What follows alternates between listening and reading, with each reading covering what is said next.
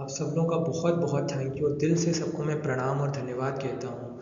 आप लोगों के प्यार और सपोर्ट की वजह से आज मेरे चैनल में मैंने 500 प्लस वीडियोस का माइलस्टोन क्रॉस किया है। मुझे इतना प्यार देने के लिए बहुत बहुत धन्यवाद। एंड आई गारंटी यू, अगर मुझे आप लोगों से इतना ही प्यार और सपोर्ट मिला, specially special thanks to Sadh for supporting me wholeheartedly, तो भगवान ने चाहा, भगवान की कृपा दृष्टि बनी रहे तो I will cross the 1000 mark pretty soon. So अब मैं आपसे बात करने जा रहा हूँ about certain psychiatric illnesses and the drugs which are used. सबसे पहले ये याद करते हैं, दो तरह की होती है। एक होती है साइकोसिस which can be severe and neurosis which can be less serious. साइकोसिस सीवियर, न्यूरोसिस लेस सीरियस। ठीक, अब साइकोसिस में दो, एक acute and chronic organic brain syndrome. साइकोसिस further sub divided into two. Number 1 में acute and chronic organic brain syndromes, cognitive disorders, delirium and dementia. यहाँ पर साइकोसिस का second part functional disorders. Organic lesions होते हैं जिसमें डेफिनेटिव कॉज होता है। फंक्शनल होता है जिसमें कि diagnosis is deduced by the history and examination. Examination में कभी कभी, वैसे साइकेट्रिक हिस्ट्री से ही पूरी डायग्नोसिस बनती है। सो फंक्शनल में there is no problem in the brain. अगर ब्रेन का CT MRI कुछ भी कराएंगे परफेक्टली नॉर्मल होगा। सो फंक्शनल की मेन जो क्लिनिकल डायग्नोसिस बनती है that is based upon the history. Functional में schizophrenia, split mind, paranoid states, तीसरा मूड और effective disorders that is mania and depression. तो ये आ गया साइकोसिस में। So we have finished with साइकोसिस, functional disorders and acute and chronic organic brain syndromes. अब fine neurosis. Number 1 anxiety, number 2 phobic states, number 3 OCD और obsessive compulsive disorder, number 4 post traumatic stress disorder और number 5 hysterical. फिर से repeat कर रहा हूँ neurosis में।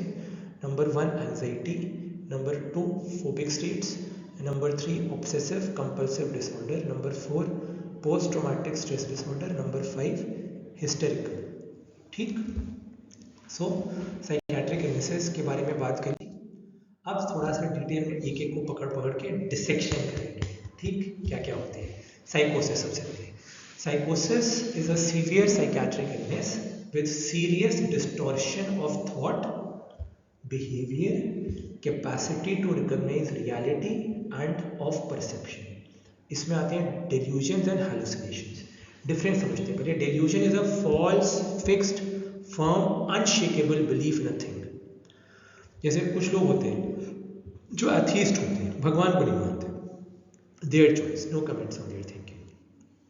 हैलुसिनेशंस, hallucinations is a false perception in the absence of a stimulus. किसी को कानों में आवाज़ें सुनाई दे रही है, ऑडिटरी हैलुसिनेशंस। किसी को चीज़ें दिखाई दे रही जो है नहीं, विजुअल हैलुसिनेशंस। किसी को ऐसी कुछ सुगंध आ रही है या फिर दुर्गंध आ रही है जो कि है नहीं, ऑल्फैक्टरी हैलुसिनेशंस। किसी को यहाँ पर कुछ लग रहा है, हाथ पे कोई मार रहा है कुछ, टैक्टाइल हैलुसिनेशंस। ठीक है, और अगर टेस्ट में किसी को कुछ कड़वा मीठा लग रहा है तो गस्टेटरी हैलुसिनेशंस। ठीक है, तो ये 5 तरह की हैलुसिनेशन, पांचों सेंसेस की। ठीक, अब साइकोसिस इज ऑफ 2 टाइप्स मैंने बताया ही था, थोड़ा सा और इनके बारे में अब समझेंगे हम लोग। एक तो मैंने बताया था acute and chronic organic brain syndromes, cognitive disorders. Cognitive मतलब the process of thought, thought creation, express सोचना, कॉग्निटिव डिसऑर्डर्स। इसमें delirium and dementia, confusion, disorientation, defective memory, disorganised thought and behaviour. फिर फंक्शनल डिसऑर्डर्स में मैंने बताया था no underlying cause can be defined, memory and orientation are mostly retained but emotion, thought, reasoning and behaviour are seriously altered. अब functional disorders 3 में सब divided होते हैं। Schizophrenia, split mind, splitting of perception and interpretation from reality. इसमें आ जाते हैं hallucinations, inability to think coherently, that was all about schizophrenia. Number 2, paranoid states with marked persecutory or other kinds of fixed delusions, that is false fixed firm unshakable belief. And loss of insight into the abnormality, मतलब उस मरीज़ को जिसको ये problem है उसको पता ही नहीं होगा कि उसको प्रॉब्लम, सोचो कितनी बड़ी प्रॉब्लम है ये। तभी मैं कहता हूँ world mental health day I love, I attended a beautiful programme organise in the Career Medical College. Abbas sir को मेरा salute for such a beautiful programme. HOD sir हैं यहाँ के साइकियाट्री के, इतना खूबसूरत उन्होंने प्रोग्राम ऑर्गेनाइज किया, debates, everything was just wonderful. Thank you so much sir. So paranoid states with marked persecutory or other kinds of fixed delusions, false beliefs and loss of insight into the abnormality। ठीक, मतलब मरीज को पता ही नहीं है कि उसके साथ ये प्रॉब्लम है, मेल या फीमेल कोई भी। ठीक। तीसरा, मूड और इफेक्टिव डिसऑर्डर्स में change in the mood state, it can manifest as mania, बहुत ज़्यादा खुश हो जाना, यूफोरिया, डिप्रेशन में बहुत ज़्यादा दुखी हो जाना। ठीक। So these are 3 functional disorders. तो ये क्लासिकल पिक्चर है एक पेशेंट की who is suffering from schizophrenia. Just have a look at this picture, और बाकी डिटेल में आप लोग पढ़ोगे साइकियाट्री में और मेडिसिन में। And this is the classic picture of the face of depression. ठीक है। Depression basically biochemically mediated state होती है based on abnormalities in metabolism of monoamine, जो हाइपोथेसिस होती है उसके बेसिस पे 2 मोनोमीन्स, या तो 5 हाइड्रोक्सी ट्रिप्टामीन और सेरोटोनिन एंड नॉरएपिनेफ्रिन, या तो इनमें से एक या दो।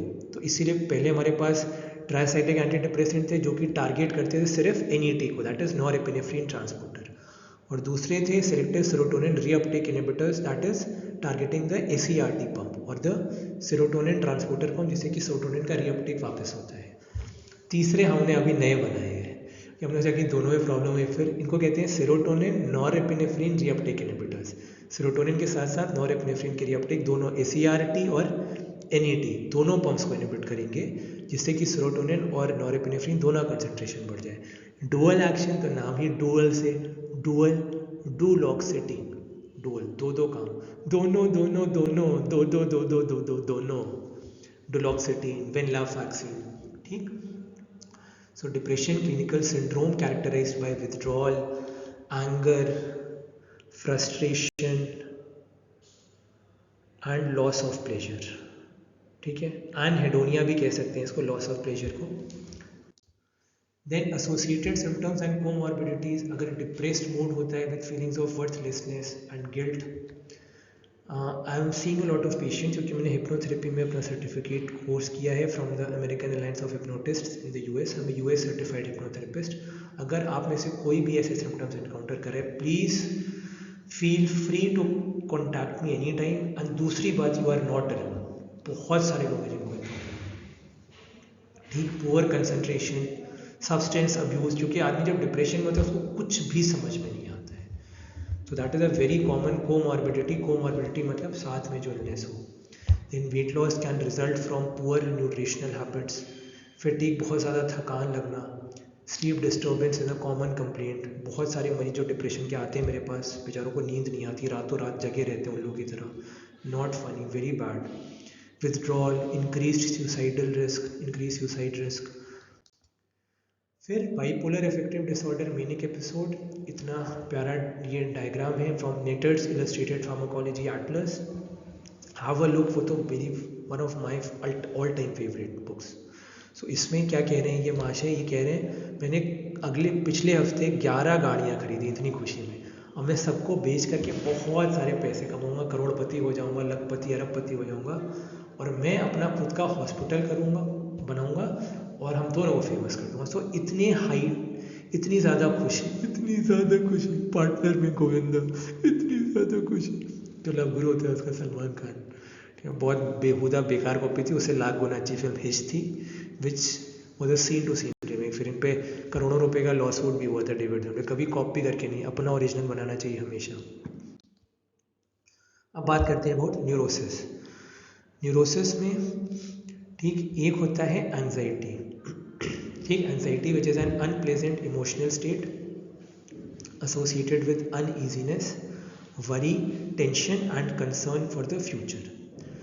दूसरा, phobic states, fear of the unknown or of some specific objects, person or situations। तीसरा, obsessive compulsive disorder, there is limited abnormality of thought or behavior, recurrent intrusive thoughts or ritual like behavior which are compulsions which the patient realizes are abnormal or stupid. उसको पता है, insight इसमें present है. That is the main difference between psychosis and neurosis. साइकोसिस में insight absent, मरीज को नहीं पता उसको प्रॉब्लम. न्यूरोसिस में इनसाइट प्रेजेंट है, मरीज को पता है मुझे प्रॉब्लम है एंड ही और she wants to take treatment. ठीक. So limited abnormality of thought or behavior, recurrent intrusive thoughts or ritual like behaviors which the patient realizes are abnormal or stupid but is not able to overcome them even on voluntary effort. बहुत इन लोगों को तकलीफ होती है. सो इन लोगों के साथ बहुत ज़्यादा एम्पैथी रखने की ज़रूरत है हम सबको एज अ कम्युनिटी. जैसे एंजाइटी स्टेट में patient comes classical, doctor I am worried but I just don't know why, I am just worried, I have no reason to be but I am, so you can't really help. Hats off, double salute to Deepika Padukone for coming out of depression. बहुत guts चाहिए इस level की actress को इतना बड़ा काम करने में. सैल्यूट, डबल सैल्यूट, उनके चरणों में कोटि कोटि प्रणाम मेरा. देन ऑब्सेसिव कंपल्सिव डिसऑर्डर में इतनी ज़्यादा एम्बैरेसमेंट होती है, बार बार लोग साबुन से हाथ, उनके हाथ पूरे छिल जाते हैं, छिले हुए हाथ होते हैं बिल्कुल, इतनी बार साबुन से धोते हैं कि फियर और जर्म्स की वजह से. और सब लोग इनकी अंदर की प्रॉब्लम नहीं समझते, what are they actually suffering from. बेचारों के हाथ में नहीं है, दीज आर कंपल्शंस, यार कंपेल्ड. ऑब्सेसिव थॉट आता है कि मेरे हाथ गंदे हैं.